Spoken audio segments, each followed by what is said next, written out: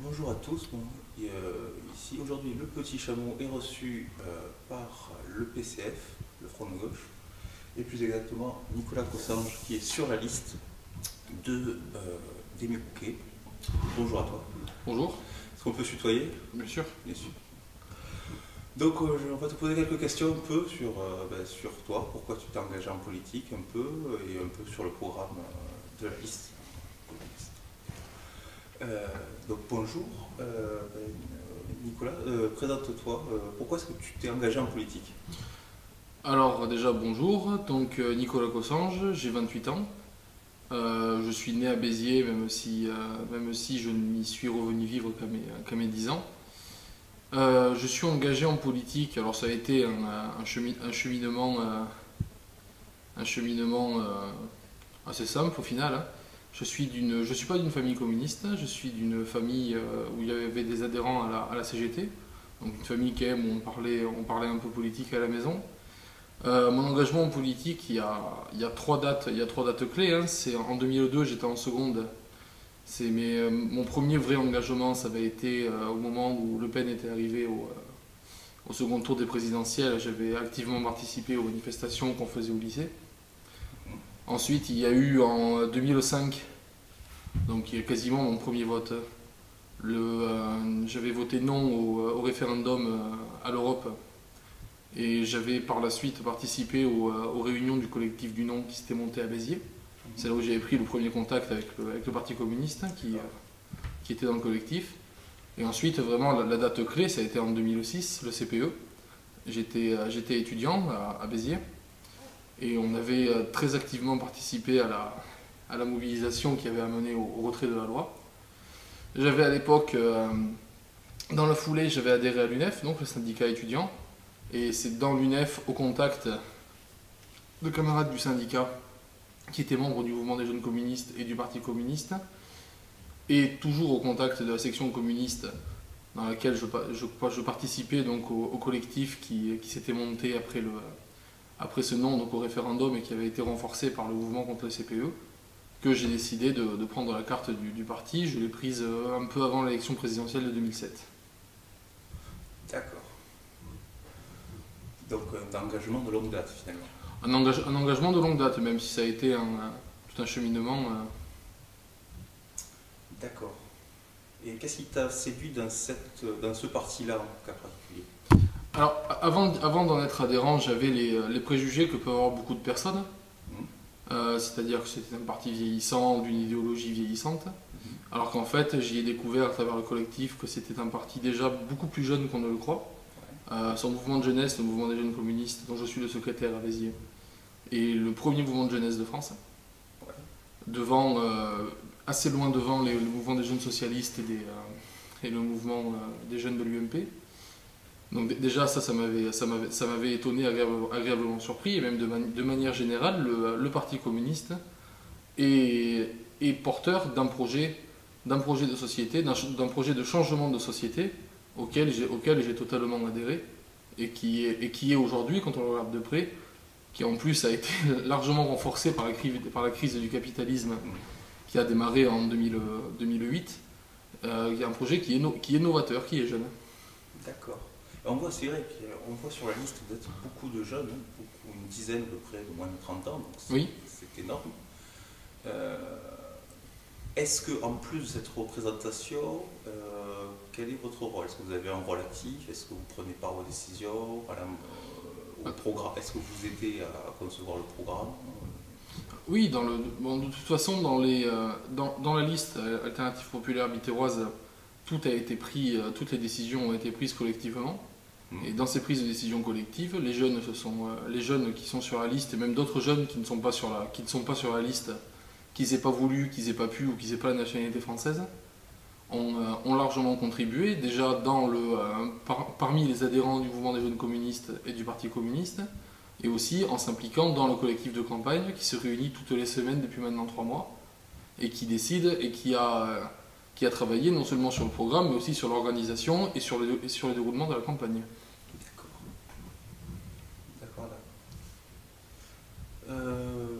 autre chose aussi que vous recrutez, j'imagine, toujours des jeunes. Qu'est-ce que tu pourrais dire aux jeunes pour leur donner envie de s'engager, ou un conseil s'ils sont intéressés par le milieu un peu de la vie politique, hein, de l'action? De la vie politique en général ou La vie politique en général, et puis, votre groupe en particulier. Dans la vie politique en général, je paraphraserai, je vais paraphraser une phrase de je sais plus qui d'ailleurs qui disait il y a ceux qui font la politique et ceux qui la subissent. Je crois je sais plus pourquoi il disait ça à l'origine. Je crois que c'était ceux qui lisent les livres et ceux qui on les raconte. Et en politique, c'est exactement pareil.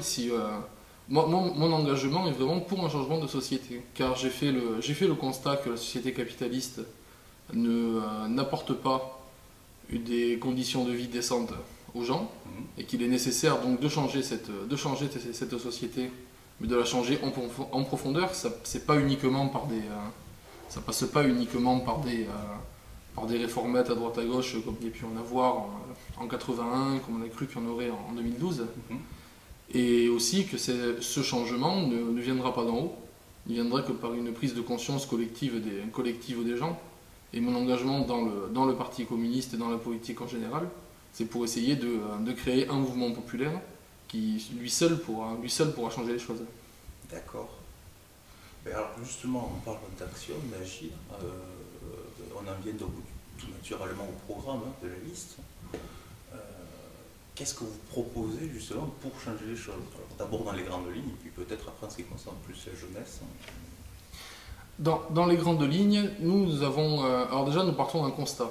La ville de Béziers, au niveau financier, a été très largement ruinée par les 19 années de gestion de la droite. La ville n'a plus de sous, mais ce n'est pas une raison pour tomber dans l'abattement. Et surtout, c'est une très bonne raison pour arrêter de faire des dépenses inutiles. Nous, notre proposition, c'est de rendre la commune et les moyens de la commune aux citoyens de Béziers. Et notamment aux jeunes, qui, contrairement à ce qu'on le pense, on dit toujours que Béziers est une ville de vieux.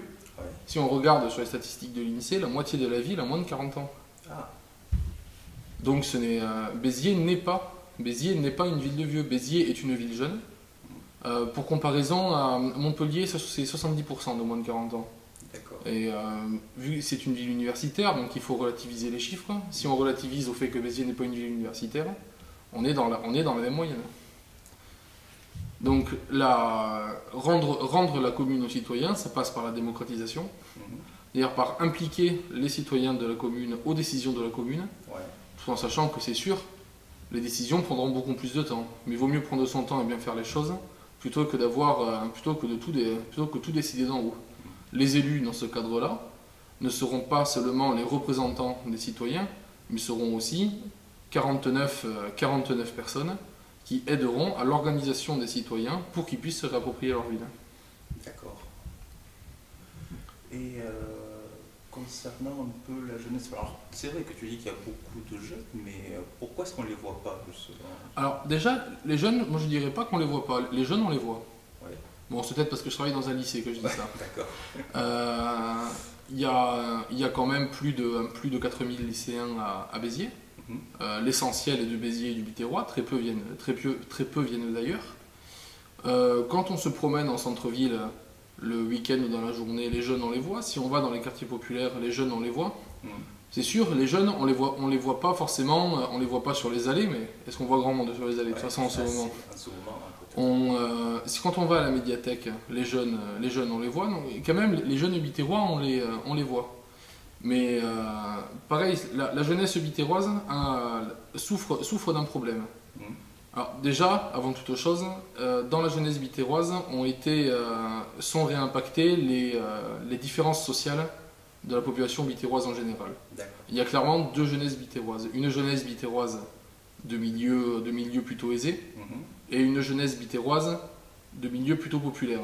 La classe moyenne à Béziers, de toute façon, comme partout en France, la crise a raboté la classe moyenne vers le bas. À Béziers, où la crise est encore plus forte qu'ailleurs, on est quand même dans une ville qui frôle les 50% de précarité.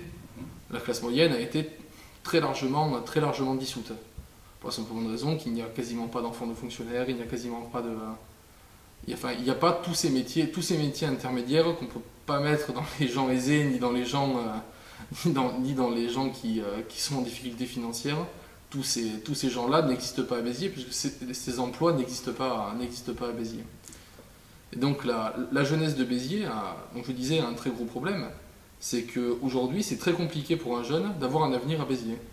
Moi, c'est mon exemple même. Moi-même, je ne sais pas si je vais pouvoir continuer à vivre et travailler à Béziers. Ah oui. Alors que pourtant, j'en ai envie. Il y a tous ceux qui partent, tous les bacheliers qui partent vers Montpellier. Oui, voilà. Tous les bacheliers qui partent vers Montpellier, tous les diplômés qui partent trouver du travail ailleurs, en croyant en plus que l'herbe est plus verte ailleurs, alors que bien souvent, quand on regarde de près Montpellier, Toulouse, Lyon, Marseille, qui sont les 4 pôles d'attraction, les 3 pôles d'attraction du sud de la France, le niveau de vie n'y est pas forcément beaucoup plus élevé. Ouais. Il y a du travail, mais souvent c'est du travail précaire qu'on y trouve. Donc, il y a ceux qui partent, et bien souvent ils partent parce qu'ils ont les moyens de partir, et il y a tous ceux qui restent. Et tous ceux qui restent souffrent du chômage. C'est près de 25% des jeunes qui sont au chômage à Béziers, puis c'est 25% selon le chiffre de chômage officiel. On sait tous comment il est fait, le chiffre de chômage officiel. Ça compte pas tous ces 25% inscrits à la NPE. Ça compte pas tous les radiés, tous ceux qui ne se sont jamais inscrits à la NPE parce qu'ils ne connaissent pas du tout leurs droits au niveau de l'emploi. Et au-delà de ça, on estime aujourd'hui à Béziers que 40% des jeunes vivent en état de précarité. Oui. Et donc 40% de précarité, 25% de chômage, ça montre bien qu'il y a des jeunes qui travaillent et qui sont précaires. Ce qui est quand même anormal dans le 21e siècle. D'accord. Et justement, alors tu dis qu'il reste des jeunes précaires et des jeunes diplômés sans bon. Est-ce qu'il n'y aurait pas moyen de les faire revenir peut-être, de rendre la ville plus attractive? Avant de rendre la ville plus attractive, il faut ramener l'emploi à Béziers. D'accord. C'est l'emploi qui fera que la ville que les gens auront envie d'y rester. C'est aussi l'emploi, pour tordre le cou à ceux qui voudraient armer les policiers ou ceux qui ne parlent que de sécurité, c'est aussi l'emploi qui amènera plus de sécurité à Béziers. On a moins envie de tomber dans la criminalité quand on vit bien. C'est quand même assez... il y a par exemple le taux de criminalité à Neuilly-sur-Seine n'est pas très élevé. Et c'est l'emploi et le service public. Aujourd'hui, nous avons perdu les deux. Mais ça, c'est pas nouveau, ça dure depuis 30 ans. Les politiques locales sont en cause, mais la politique nationale est aussi en cause. On a voulu transformer le sud de la France, notamment le littoral, en un gigantesque lieu touristique. Or, le tourisme, il n'y a qu'à voir, tous ceux qui ont fait la saison le savent. Le tourisme, c'est pas de l'emploi à l'année, c'est pas des contrats, c'est pas des CDI, c'est que du CDD. Aujourd'hui, si on n'a pas de CDI, il n'y a pas de prêt, il y a pas de, on dépend, soit on a de la chance, on a des parents qui peuvent se porter garant, soit on n'a pas de chance, et bien on fait comme on peut si on veut racheter une voiture, si on veut louer une maison, et de manière générale, si on a besoin de demander des sous à sa banque. C'est des conditions de travail qui sont déplorables, des horaires infernaux, des salaires qui ne correspondent pas du tout aux horaires qui sont faits, du travail au black.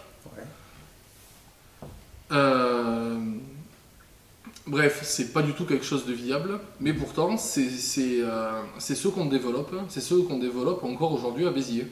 Moi j'ai été sidéré de voir qu'à la fois dans le programme de Ménard, dans le programme d'Aboud, on ne parle que du tourisme pour relancer l'activité à Béziers. Alors qu'aujourd'hui ce qu'il faut pour relancer l'activité à Béziers, ce n'est pas du tourisme, c'est de l'industrie. D'accord, oui, donc tu es plus de l'industriel plutôt que du tourisme qui ne marche que 6 mois dans l'année. Mais l'emploi industriel, de toute façon, en France, avec l'emploi agricole, ce sont les seuls emplois qui créent des richesses. Ouais. Ah, ça, c'est pas moi qui le dis, c'est un principe d'économie. Et c'est peut-être le seul principe sur lequel tous les économistes soient d'accord en plus. D'accord. On estime que pour un emploi industriel fait vivre 3 emplois induits. Donc dans le tertiaire, dans le tourisme, dans la fonction publique.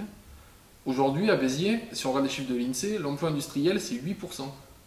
Ce qui est extrêmement faible, puisque même au niveau national, où c'est quand même très faible, c'est 15%. 8% dans l'industrie, 8% dans le bâtiment. Donc dans les emplois générateurs de richesse, ça laisse quand même, enfin, faut pas s'étonner que la ville soit pauvre, que les commerces du centre-ville ferment. Si personne n'a de richesse à utiliser, le commerce derrière ne peut pas fonctionner. Par contre, le tourisme, s'il rapporte pas d'emploi, s'il rapporte très peu d'argent à la population, il a amené énormément d'argent aux promoteurs immobiliers. Il y a des fortunes qui se sont faites dans l'urbanisation du littoral. Il continue à amener de l'argent à tous les professionnels du tourisme qui, s'ils ne nous payent pas bien, eux se payent très correctement.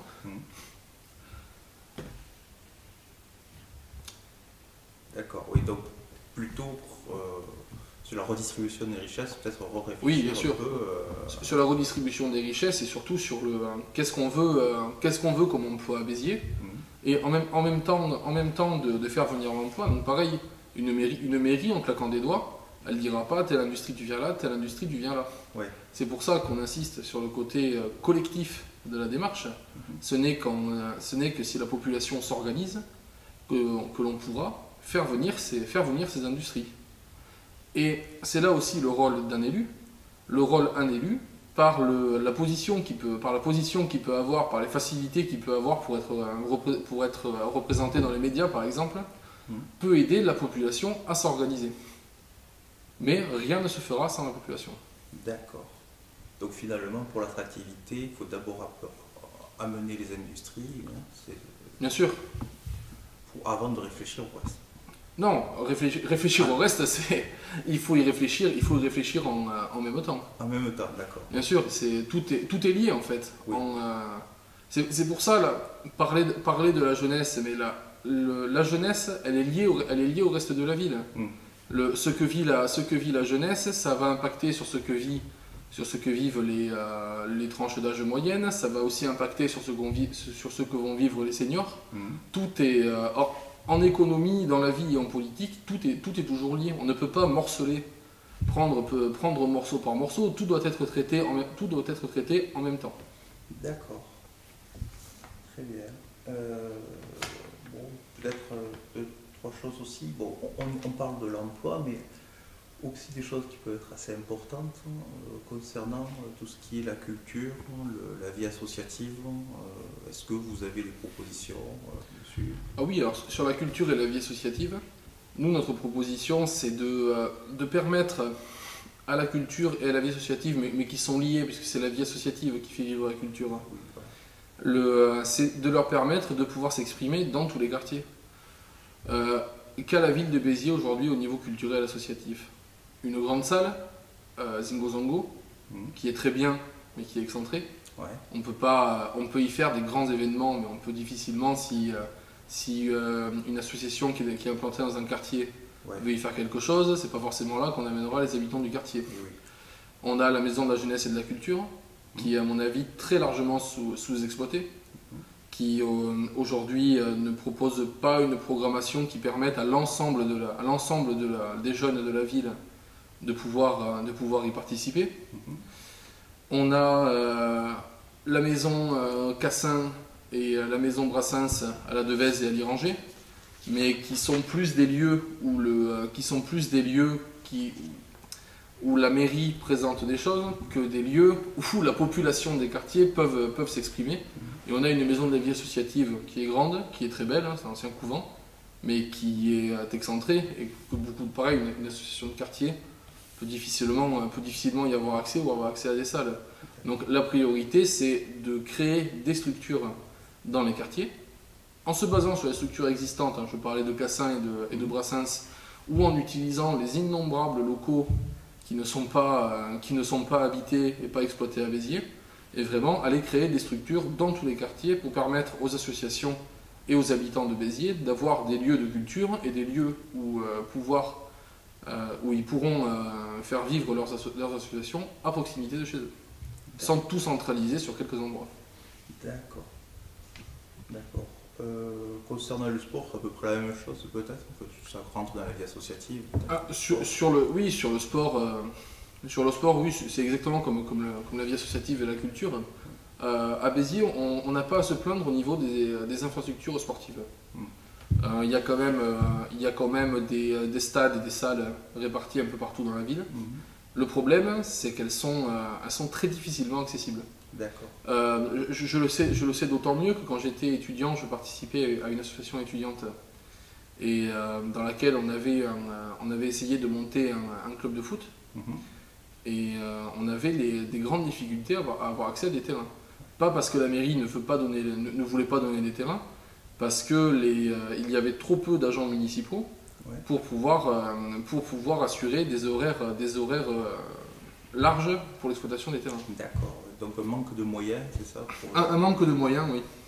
D'accord, donc peut-être augmenter les moyens si possible. Là, oui, tout ce qui est pareil pour la culture, j'en ai pas parlé, mais ça passe aussi par il y a besoin d'agents municipaux pour organiser la culture, le sport et la vie associative.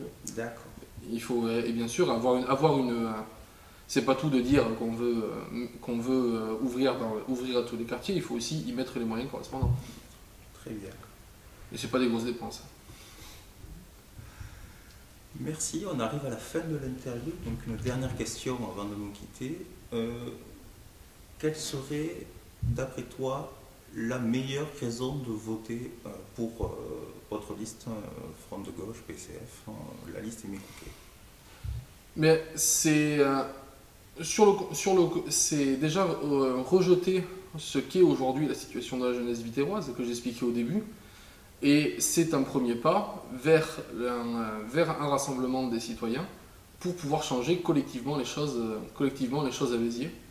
Et c'est aussi aujourd'hui le seul vote, pour ceux qui craignent l'extrême droite, c'est aussi aujourd'hui le seul vote contre l'extrême droite et contre Robert Ménard. Merci beaucoup Nicolas Cossange. Donc on rappelle, le premier tour c'est ce week-end, C'est dimanche 23. c'est dimanche 23, donc n'oubliez pas d'aller voter, c'est très important. Les bureaux ouvrent de 8h à 18h, sauf si un arrêté préfectoral nous les fait fermer à 19h. Très bien.